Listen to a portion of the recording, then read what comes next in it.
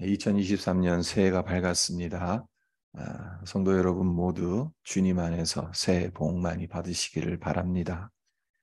올 한 해 역시 영적으로나 육적으로나 무탈하고 건강하시기를, 그리고 또한 여러분의 가정, 자녀, 그리고 하시는 일에 하나님이 함께 하시는 형통함의 복이 충만하기를 기원합니다. 스타벅스의 명예회장인 하워드 슐츠에 관한 이야기입니다. 하워드 슐츠, 원래 스타벅스에서 마케팅을 담당하던 직원이었다고 합니다. 그가 직원이었을 때 이태리로 여행을 갔어요. 거기서 에스페로소의 매력적인 향, 그리고 카페라떼의 부드러움을 접하게 되고 그것에 매료됩니다. 아메리카노라고 대표되는 아메리칸 스타일의 커피인 사실 밍밍하잖아요. 꼭 무슨 숭늉 같기도 하고. 이태리 가서 이런 커피도 있었구나라는 것을 알게 되고 매료된 거죠. 이태리 커피를 미국에 들여오면 충분히 승산이 있겠다는 생각을 합니다. 그래서 회사에 그의 생각과 계획을 제시해요. 하지만 리스크가 너무 크다는 이유로 경영진은 그의 아이디어를 받아들여주지 않습니다. 이태리 커피를 런칭하고 싶다는 그의 마음은 굴뚝 같았지만 회사의 결정에 따라야 한다는 마음 역시 무시할 수 없다 보니까 갈등에 휩싸이게 돼요. 이태리 커피를 끝까지 고집한다면 회사를 그만두어야 하고, 계속해서 회사를 다닐 거면 그 생각을 포기해야 했기 때문에 엄청나게 고민이 되는 겁니다.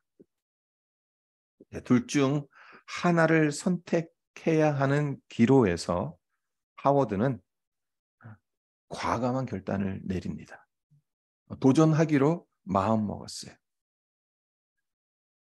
그래서 스타벅스에서 퇴사하고 이태리 커피 전문점을 엽니다. 투자자를 모으는 일, 함께 일할 동료를 찾는 일, 매장을 운영하는 일, 모두 다 쉽지 않았어요.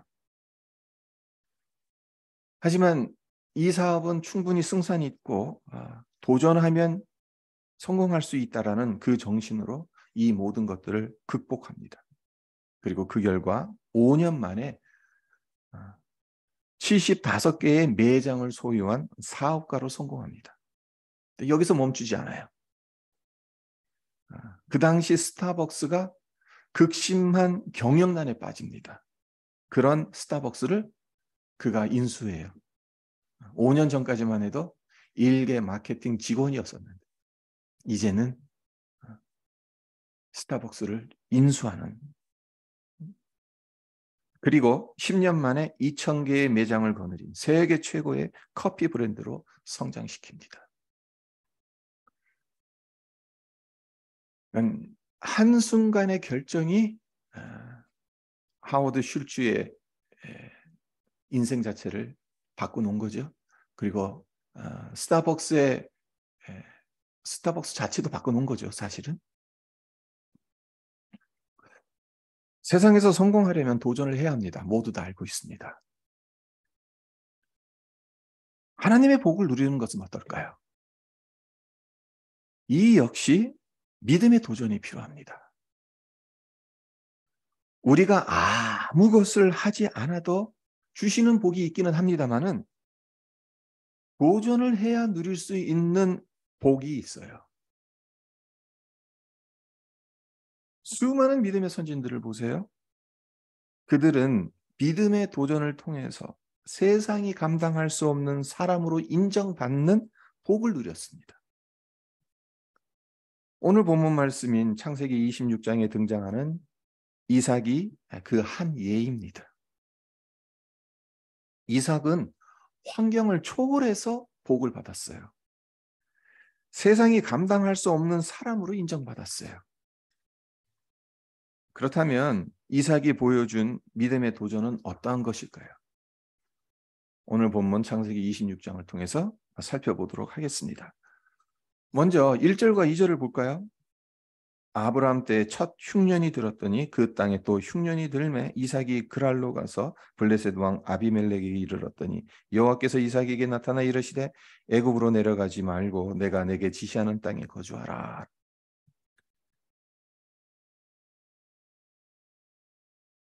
이삭이 머물고 있던 땅에 흉년이 들어서 애굽으로 내려가려고 했어요. 아무래도 비축한 식량이 다른 지역보다 애굽에 훨씬 많을 테니까 애굽으로 내려가려고 했겠죠. 하지만 하나님께서 애굽 내려가는 것을 막으셨습니다. 그래서 이삭은 하나님께서 지시하신 그 그랄 지역에 머물게 돼요. 이것이 의미하는 바가 무엇일까? 하나님께서 지시한 그랄 땅에 거주하기는 했습니다마는 이곳저곳을 떠돌아다녀야 하는 나그네임을 알았기 때문에 그 땅에 뿌리를 내리지는 않았다는 겁니다. 그 대신 복을 주시는 하나님께 뿌리를 내렸다는 겁니다. 어떤 근거로 이렇게 말씀드릴 수 있냐 하면요. 이삭이 이곳저곳을 옮겨 다녔다는 것에서 그 근거를 들 수가 있습니다. 하나님이 지시할 땅에 거주하라라고 했으면 그냥 거기에 뿌리를 내리고 머물면 되잖아요. 근데 오늘 본문 말씀을 보면 계속 옮겨 다닙니다. 이 부분은 나중에 더 자세히 살펴보기로 하고요. 중요한 것은 이삭이 이렇게 하니까 흉년의 때에 상상할 수 없는 큰 복을 받았다는 겁니다. 모두가 다 흉년이 들었다, 살기 힘들다, 뭘 해도 안 된다라고 아우성칠 때 이상많은 복을 받았다는 거예요. 12절과 13절을 보세요. 이삭이 그 땅에서 농사하여 그 해에 100배나 얻었고 여호와께서 복을 주심으로 그 사람이 창대하고 왕성하여 마침내 거부가 되어. 코비드19가 아직 종식되지 않았습니다. 어제 신문을 보니까 미국에서 또 다른 변이가 이제 그 머저리티로 이제 올라서고 그것이 뭐 돌파 감염이나 이런 이제까지 가지고 있던 그 백신이나 이 면역의 돌파하는 기능이 훨씬 뛰어나다고 하는데 코비드19가 아직 종식되지도 않았는데 엎친 데 덮친 격으로 경제 침체와 인플레이션이 작년부터 닥쳐왔죠. 그리고 앞으로 얼마나 지속될지도 몰라요. 이러한 것들 이삭 시대의 흉년과 다를 바 없겠죠. 삶이 점점 팍팍해지는 요즘 상황에서 성도님들 이삭처럼 복을 받으면 얼마나 좋을까라는 생각을 해봅니다. 그랄 지역에 이삭만 있지 않았겠죠. 거기에 거주하는 거주민들이 있었겠죠. 근데 그들은 다 흉년 때문에 참 굶기를 밥 먹듯 했을 겁니다. 네, 그럴 때 이삭은 100배의 소산을 얻는 거부가 돼요.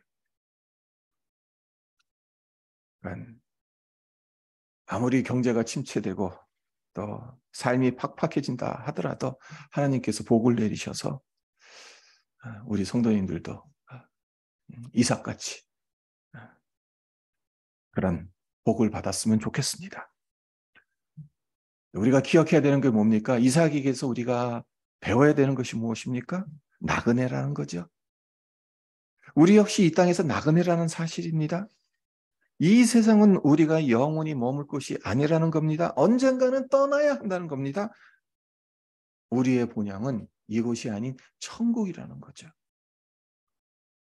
그러하기에 이 땅에 거주하고는 있지만 이 땅에 뿌리를 내리는 것이 아니라 하나님께 뿌리를 내려야 한다는 겁니다. 그렇게 하나님께 뿌리를 내리면 이 세상에 아무리 큰 흉년이 들고 아무리 큰 어려움이 닥친다 하더라도 좌절하지 않을 수 있어요. 포기하지 않을 수 있어요. 헤쳐나갈 수 있습니다. 이것이 이삭이 행했던 믿음의 도전이고 복을 받을 수 있었던 비결입니다.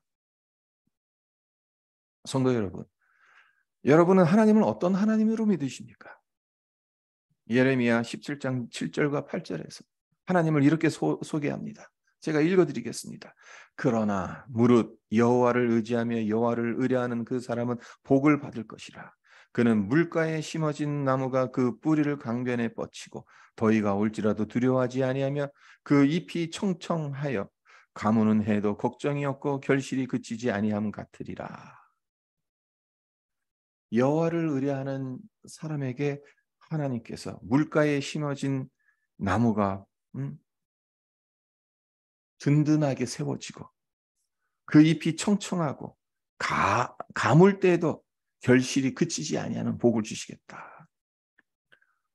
이삭이 믿었던 하나님은 이런 하나님이라는 거죠.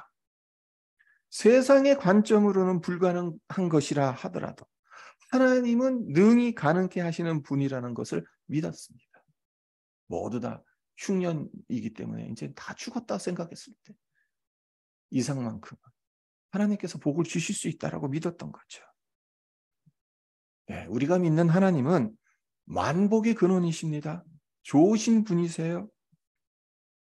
그래서 우리가 처한 상황이 어떠하든 우리에게 기쁨과 평안을 주시는 분입니다. 바라기는 우리 모두 하나님께 뿌리를 내려서 어려움 한가운데서도 하나님의 복을 받아 누리시기를 바랍니다. 하나님을 믿는 믿음에 뿌리를 내렸다. 이 말, 달리 말하자면 환경의 지배를 받지 않았다는 말이기도 하지 않습니까? 환경이 어떠하든 하나님을 바라보았다는 거겠죠. 자, 이삭이 무엇을 보면서 자랐겠습니까? 하나님을 바라보는 아브라함의 믿음을 보면서 자랐겠죠. 하나님을 바라보는 아브라함의 그 믿음, 대표적인 사건 중 하나가 창세기 13장에 기록되어져 있는데요. 14절과 15절을 제가 읽어드립니다. 롯이 아브라함을 떠난 후에 여호와께서 아브라함에게 이르시되 너는 눈을 들어 너 있는 곳에서 북쪽과 남쪽 그리고 동쪽과 서쪽을 바라보라. 보이는 땅을 내가 너와 내 자손에게 주리니 영원히 이르리라. 아브라함이 본토 친척 아버지 집을 떠나 아는 사람 아무도 없는 가나안 땅으로 왔어요. 가나안 땅에 와서 아는 사람이 누가 있습니까? 완전히 혈혈단신입니다. 그래도 그 옆에 조카 롯이 있었죠. 그게 얼마나 든든했겠어요. 혈육 이상이었을 겁니다.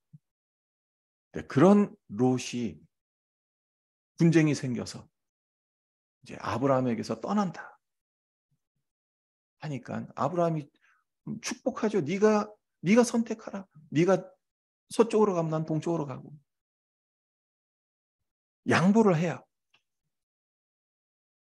그러나 그렇게 떠나는 과정 속에서 상심이 얼마나 컸겠습니까? 이제 정말 나 혼자 남았다는 생각이 들 수도 있잖아요. 하나님은 그런 아브라함의 심정을 아시고 보이는 땅을 너와 내 자손에게 주시겠다는 약속을 주십니다. 지금 이제 롯이 떠나면 그의 곁에 아무도 없는데 혈육이 아무도 없는데 하나님께서 주시는 약속이 너와 내 자손이 이 땅을 차지하게 된다는 겁니다. 여기서 우리가 주목해야 할 점이 뭐냐? 하나님께서 아브라함에게 약속하신 땅을 주시기 전에 그 땅을 먼저 바라보게 하셨다는 거예요. 지금 닥친 상황이 아닌 하나님께서 보라고 하신 땅을 눈으로 바라보는 것. 이게 믿음이지 않겠습니까? 롯과 헤어지는 그 상황. 아브라함에겐 이게 참 마음이 내려앉죠. 네, 그 가운데서도 눈을 들어 하나님께서 말씀하신 그 땅을 바라보는 것. 믿음으로 바라본 것입니다. 하나님의 약속을 붙들은 거죠. 하나님 명령대로 눈을 들어서 동서남북을 바라보았던 겁니다. 이삭이 자라면서 아브라함의 이러한 신앙을 보면서 자라지 않았겠습니까? 그러했기에 이 위기 상황에서 그 역시 하나님을 바라봐요. 13절 이하를 한번 볼까요? 먼저 13절을 보시면요.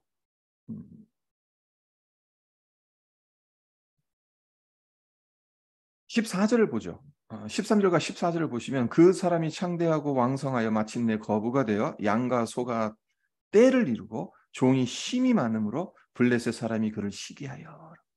지금 이삭에게 찾아온 위기가 무엇인가 하면 이삭이 부자가 됐어요. 엄청난 부자가 됐어요. 그랬더니 블레셋 사람들이 시기하는 겁니다. 사촌이 땅을 사도 배가 아픈데 타지에서 굴러온 사람이 자기들보다 더 큰 부자가 되었으니까 좋아할 리 없겠죠. 그래서 아브라함이 팠던 우물들을 모두 흙으로 메웁니다. 15절을 보시면 그 아버지 아브라함 때 그 아버지의 종들이 판 모든 우물을 막고 흙으로 메웠다. 우물을 막는 행위, 어떤 행위겠어요? 물이 없으면 생존 자체가 안 되잖아요. 떠나라는 거죠. 근데 우물을 막는 것에서 끝나지 않아요. 블레셋 왕 아비멜렉이 노골적으로 이삭에게 다른 곳으로 떠나라는 요구를 합니다. 16절입니다. 아비멜렉이 이삭에게 이르되 내가 우리보다 크게 강성한즉 우리를 떠나라. 추방 명령을 내린 것이나 다름없죠. 이삭에게는 엄청난 위기 상황입니다. 원래는 애굽으로 내려가려고 했어요. 근데 하나님께서 막으셨어요. 이곳에서 그랄 지역에 머물라고 하셔서 머물렀어요. 그래서 하나님이 복을 주셔서 엄청난 부자가 됐어요. 여기까지는 좋아요. 일이 술술 잘 풀린다 생각을 했겠죠. 하지만 그 순간 블레셋 사람들이 시기하고 아비멜렉 왕이 너는 여기 있으면 안 돼. 떠나. 엄청난 위기 상황이잖아요. 네. 이 상황에서 이삭이 어떻게 반응을 했냐는 거예요. 이게 중요하죠. 억울하다며 따졌습니까? 화를 냈습니까? 복수를 했습니까? 그렇게 하지 않았습니다. 순순히 떠납니다. 다른 곳으로 이동하여. 이삭이 몇 번을 옮겨 다녔는지를 한번 보세요. 17절과 18절입니다. 이삭이 그곳을 떠나 그랄 골짜기에 장막을 치고 거기 거류하며 그 아버지 아브라함 때에 팠던 우물들을 다시 팠으니 이는 아브라함이 죽은 후에 블레셋 사람이 그 우물들을 메었습니다. 그리고 21절과 22절도 보세요. 또 다른 우물을 팠더니 그들이 또 다툼으로 그 이름을 신나라 하였으며 이삭이 거기서 옮겨 다른 우물을 팠더니 그들이 다투지 아니하였으므로 그 이름을 르호봇이라. 23절로 25절도 보죠. 이삭이 거기서부터 브엘세바로 올라갔더니 그 밤에 여호와께서 그에게 나타나 이르시되 나는 내 아버지 아브라함의 하나님이니 두려워하지 말라. 내 종 아브라함을 위하여 내가 너와 함께 있어 내게 복을 주어 내 자손이 번성하게 하리라 하신지라. 이삭이 그곳에 제단을 쌓고 여호와의 이름을 부르며 거기 장막을 쳤더니 이삭의 종들이 거기서도 우물을 팠더라. 지금 우리가 읽은 이 본문에서만 해도 지금 3번 옮겨 다녔습니다. 그리고 옮겨 다닐 때마다 제일 먼저 한 일이 우물을 팠던 거죠. 아무래도 우물을 파야죠. 물이 있어야 되니까. 이삭이 거느린 식솔들이 상당히 많잖아요. 그들에게 그들의 생존을 책임져야 되니까 우물 가장 먼저 판 거죠. 힘으로 맞서거나 낙심하거나 포기하지 않았다는 것. 우물부터 팠고 그렇게 판 우물이 총 6개가 됐다는 겁니다.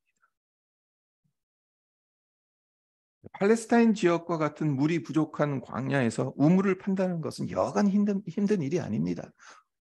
그냥 판다고 곧바로 물이 나오는 게 아니겠죠. 생각해 보세요. 이삭이 땅을 팔 때마다 운 좋게 곧바로 물이 터져 나왔겠습니까? 아닐 겁니다. 수도 없이 땅을 팠을 것이고 그 실패를 거듭한 끝에 우물을 얻었을 것입니다. 그런데 우물을 파놓으면 그 지역 목자들이 이 땅 우리 땅이니까 이 우물도 우리 우물이다라고 우기는, 힘들게 우물을 판 당사자들인 이삭의 종들 당연히 화가 날 수밖에 없겠죠. 그 지역 목자들과 다툴 수밖에 없었을 겁니다. 네, 이삭은 참았어요. 그리고 그냥 주고 그 우물들 그냥 다 주고 다른 곳으로 이동해서 또 다른 우물을 팝니다. 그렇게 5번째 우물을 파게 되는데 22절을 다시 보세요. 22절을 보시면 이삭이 거기서 옮겨 다른 우물을 팠더니 그들이 다투지 아니하였으므로 그 이름을 르호봇이라 하여. 놀랍게도 이삭이 판 5번째 우물에 대해선 어느 누구도 시비를 걸지 않았다는 겁니다. 이제껏 4번이나 고생해서 팠던 우물들을 빼앗겼단 말이에요. 그럴 때마다 힘으로 맞서지 않고 참고 인내했더니 5번째 우물부터는 시비를 거는 사람이 사라졌다는 겁니다. 그러니까 결국 이삭이 승리했다라고 볼 수가 있는 거죠. 블레셋 사람들이 왜 시비를 더 이상 걸지 않았겠어요? 그들도 아는 거예요. 이삭이 보통 사람이 아니라는 것을 안 겁니다. 하나님이 함께 하시는 사람이기 때문에 이길 수도 없고 그를 괴롭혀 보았자 소용없다는 것을 깨달은 겁니다. 그의 우물을 빼앗으면 그는 그냥 순순히 또 그것 다 내려놓고 다른 곳에 가서 또 우물을 파. 그래서 더 이상 그에게 시비를 걸지 않는 겁니다. 그런데 이보다 더 놀라운 일이 일어나죠. 23절부터 25절을 다시 보시면 이삭이 브엘세바로 이동합니다. 근데 그 밤에 하나님께서 나타나세요. 그리고 약속을 주시죠. 그의 아버지 아브라함과 함께 하셨던 하나님께서 그에게 너와도 함께 하겠다. 복을 주겠다. 너의 자손을 번성케 하겠다. 라는 약속을 주세요. 이삭은 이 약속이 너무 감사해서 그곳에 제단을 쌓고 여호와의 이름을 부르면서 예배를 드립니다. 그리고 난 후에 이제 또 다른 우물을 파죠. 6번째 우물입니다. 근데 이 우물은 이제까지 파온 우물과는 성격 자체가 다른 우물입니다. 왜 그런가 하면요. 이제까지 팠던 우물은 가족들과 가축들의 생존을 위해서 판 우물이라고 한다면 브엘세바에서 팠던 이 6번째 우물은 하나님을 만났고 하나님의 약속을 받은 후에 예배를 드리는 가운데 판 감사의 우물이다. 이제까지 파왔던 그 5개의 우물들은 생존을 위한 우물이었다면 이 브엘사바의 6번째 우물은 하나님께 감사를 드리면서 팠던 우물이에요. 성격 자체가 완전히 다른 거예요. 네, 이것이 이삭이 행했던 믿음의 도전이었다는 겁니다. 이런 식으로 이삭이 하나님을 바라봤다는 겁니다. 우리가 감당해야 할 믿음의 도전이 과연 무엇일까? 이런 도전이어야 하지 않을까라는 생각을 해봅니다. 상대방이 내 우물을 막고 흙으로 메운다고 해서 나 역시 동일한 방법으로 대응하지 않는 겁니다. 나에게 손해를 끼친다고 해서 똑같이 상대방에게 해를 가하지 않는 겁니다. 이삭은 반대 정신으로 져주고 양보했어요. 나를 저주하면 오히려 축복했어요. 나에게 해를 끼치면 그냥 다 주고 떠났어요. 근데 놀라운 사실이 뭐냐면요. 지금 이 26장에서 이삭이 힘없이 나가라고 하니까 나가고 이거 우리 우물이니까 이거 놔두고 떠나라고 하면 그대로 순순히 다 그렇게 했잖아요. 뺏긴 것처럼 보이죠? 이 당시에는. 그러나 나중에 이 판 우물들이 이스라엘의 이 영토가 됩니다. 이삭이 파놓았던 그 우물들이 이삭이 파놓은 거다. 그래서 이스라엘의 영토로 인정을 받게 되는 거예요. 그 대표적인 것이 브엘세바예요. 브엘세바가 이스라엘의 최남단이거든요.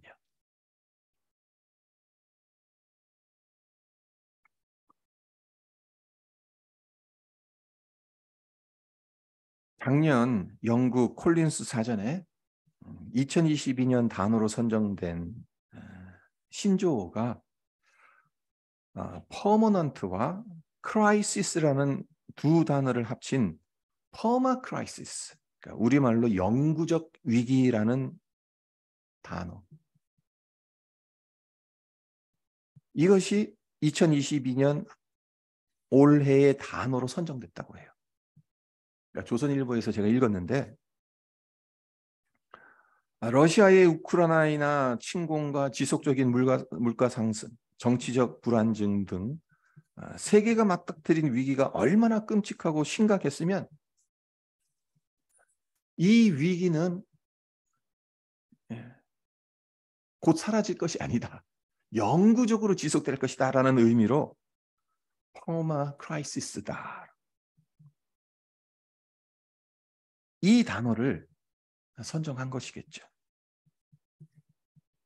새해가 되었다고 해서 이런 기조가 갑자기 바뀌고 위기에서 벗어나지는 않을 겁니다.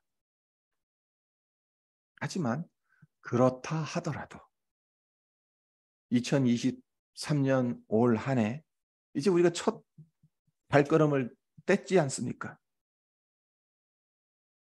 네. 상황이 아닌 하나님께 뿌리를 내요. 세상 방식이 아닌 믿음의 도전을 통해서 생존과 생계를 위한 우물을 팠을 뿐만 아니라 감사의 우물을 파는 우리 모두가 되었으면 합니다. 그래서 이삭처럼 환경을 초월하고 세상이 감당할 수 없는 복을 받아 누리는 우리 모두가 되기를 주님의 이름으로 축원드립니다. 잠깐 기도하겠습니다. 하나님 아버지, 2023년 첫날을 엽니다. 이 첫날을 주님께 예배드리며 시작할 수 있게 해주신 것을 감사합니다. 2023년 우리의 첫 발걸음을 뗄 때 믿음의 발걸음을 떼게 해 주시옵소서. 정말 믿음의 도전으로 이삭이 그러했던 것처럼 상황에 뿌리 내리는 것이 아니라 하나님께 뿌리를 내리고 또 반대 정신으로 믿음의 도전을 해가면서 이 한 해를 걸어갈 수 있도록 하나님 우리 성도들 힘을 주시고 은혜를 베풀어 주시고 믿음을 더하여 주시옵소서. 그래서 정말 환경을 초월한 또한 세상이 감당할 수 없는 그러나 하나님의 백성의 그 귀한 복을 누리며 살아갈 수 있도록 함께하여 주시옵소서. 감사드리며 예수님의 이름으로 기도합니다. 아멘.